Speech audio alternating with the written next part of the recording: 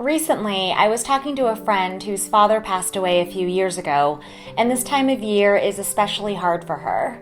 She was apologizing because she couldn't stop grieving her loss, and she felt guilty and embarrassed that she still felt so sad. Listening to her reminded me of something I read once, which was that grief is an expression of love. I reminded her that what she was feeling was not only totally normal, but her grief was an expression of her love for him. You don't grieve so intensely for people you don't care about. This experience made me think about emotions generally, and how we tend to label them good or bad, and how even good emotions like love may not be what we think they are. When we think about passionate love, we can equate that with feeling weak in your knees and having butterflies in your stomach.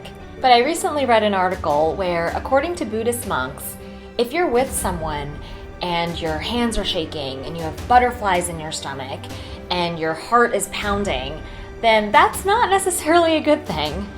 Your soulmate and your partner should make you feel calm and at peace, not anxious. So what you're feeling is not love. Whether you agree with this or not, I found this to be so fascinating because I could personally relate. I've dated guys in the past where whenever I was with them, I would feel those butterflies and I would feel anxious and nervous.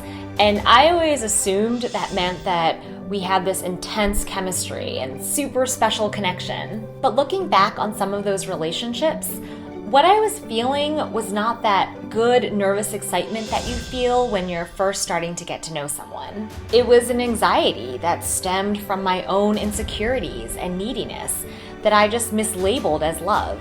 Other times, your emotions truly are what they are. Like sometimes you're just really angry, but that means you're passionate about something.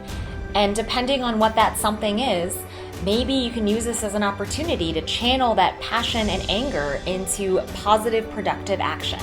Even if you don't consider yourself an emotional person, we all have emotions, and these emotions directly impact our actions and impact how we view ourselves. We can't help what emotions we feel, but we can all take a step back and reframe our emotions to make ourselves happier by taking away the shame that we associate with certain emotions, by breaking a cycle of toxic behavior, or by channeling negative emotions into more positive and productive actions.